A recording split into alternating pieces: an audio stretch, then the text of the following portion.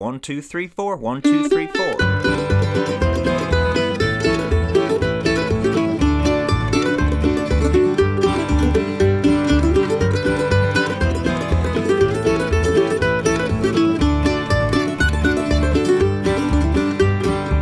Alright, everyone out there in Mandolin land, Mike Heading here, coming to you today with the old Bluegrass classic, Salty Dog Blues in the key of G.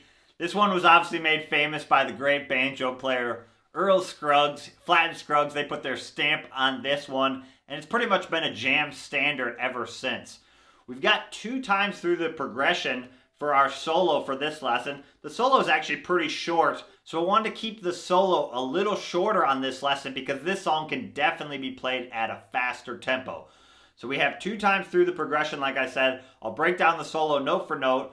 And then for the backup, we're going to go over a whole bunch of ways to play these chords because we've got the classic ragtime G, E, A, D progression, a 1, 6, 2, 5 classic kind of ragtime or jazz progression.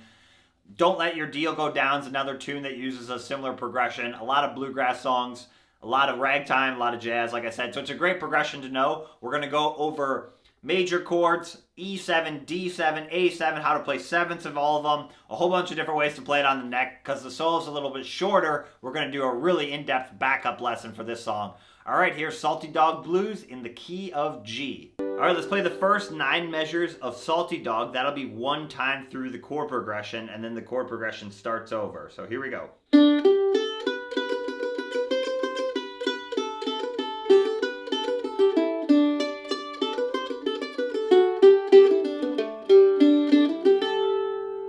Times. We'll do it really slow.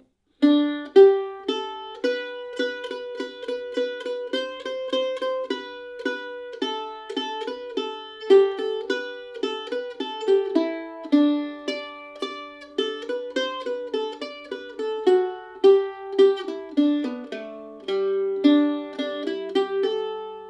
do it 1 time even slower.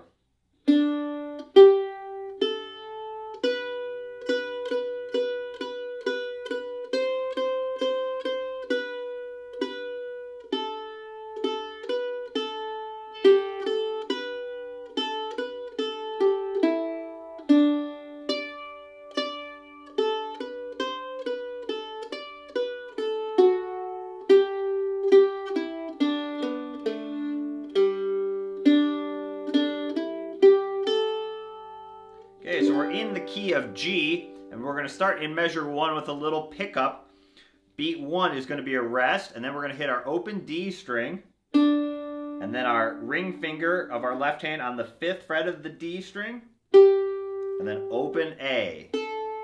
We really want to just get up to the 2nd fret on the A string, which is our starting melody note, so we're just walking up to it. I'm using 3 downstrokes with my right hand. So we have just count 1, 2, 3, 4 is what we're doing there. Not too hard. So 1. So 1, 2, 3, 4. Probably the trickiest part, or just is make sure you don't rush through it. That's why doing 3 downstrokes will help you play that timing. Then we're going to put our index finger on the 2nd fret of the A string, and we're going to just do a little picking. We're going to play down, and then 8th notes the rest of the measure. So 1, 2, and 3, and 4, and 1, 2, and 3, and 4, and.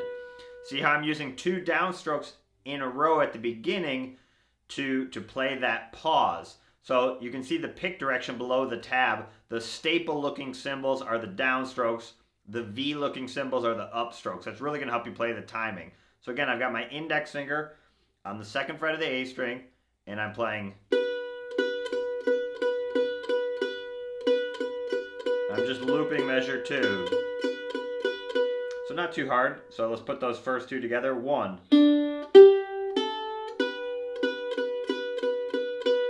So pretty easy, not too hard there. 1.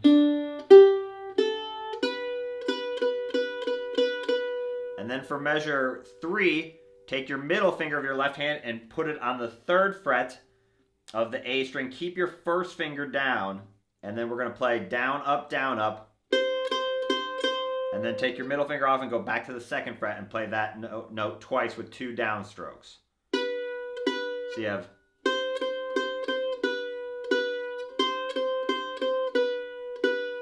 And that's over an E chord or E7 chord, and that third fret is definitely outside of that E chord.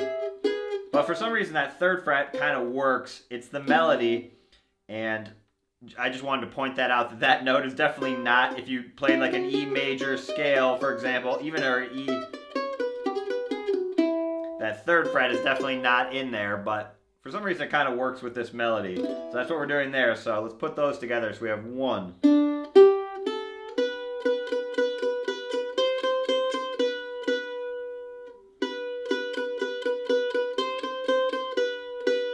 So pretty much kind of staying close to the melody there.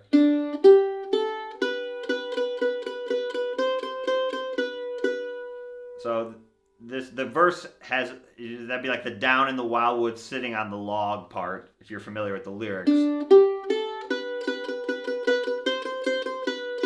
Probably the most important part of that phrase is not lifting your first finger up when you go to play measure 3, so you're not creating more work for yourself. Small detail, but it'll make a big difference at higher tempos. So keep that finger down. And then measure 4, we're going to an A chord, so open A string.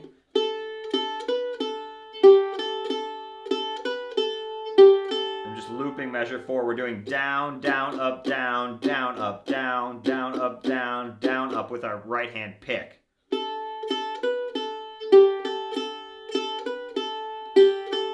And then measure 5 is kind of a response to measure 4. 2nd fret on the A string, and then a little run.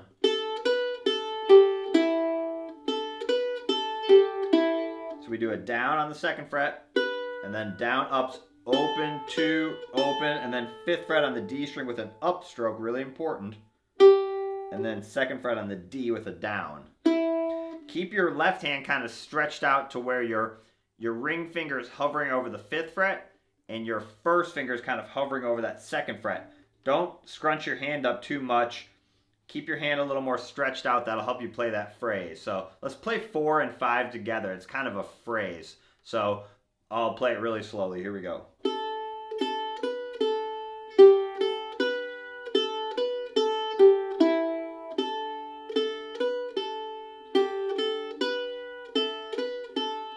Starts over.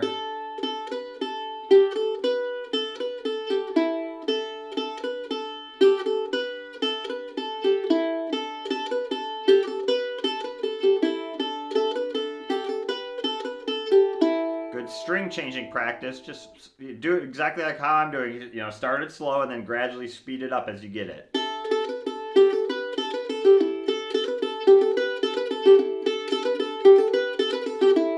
And then measure 6 and 7 is another kind of 2-measure phrase. We're almost going to mimic a banjo with this little lick. We're going to play the open D string in measure 6, and then your ring finger on the 5th fret of the A string twice. So 3 downstrokes in a row, don't rush it, so. And then open 2 on the A string, down, up with your pick. So.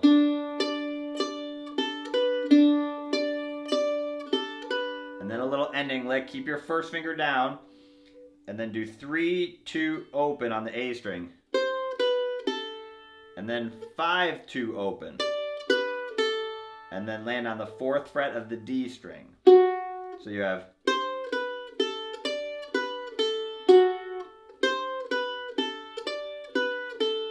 I'm just doing down, up, picking there. Down, up, down, up, down, up, down.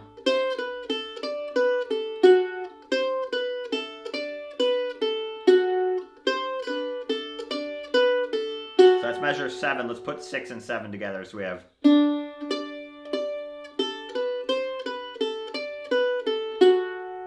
And then we're going to land on the 5th fret of the D string, which kind of ends the lick. You can hear how it resolves. So you have.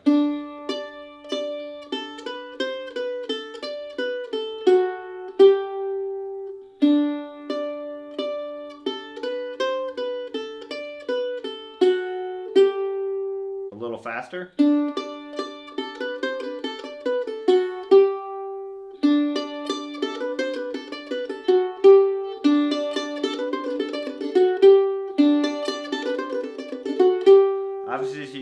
obviously as you get faster, you have to kind of lighten up on your pick. Maybe don't dig in quite as much. Let the pick glide across the strings a little bit more when you're playing faster. Obviously, you have to stay relaxed too, which is one of the trickiest parts about playing fast. You don't want your hand to tense up, which is very common. And then we're going to land here and we're going to do a little ending lick. So we land on the 5th fret of the D string, and then we play 5-2 open on the D string, 4th fret on the G with an upstroke, and then 2nd fret downstroke, and then open G. So you have.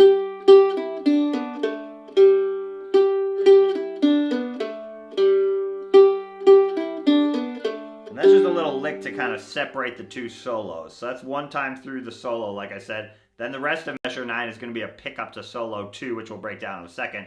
Let's play that whole first solo. Here we go.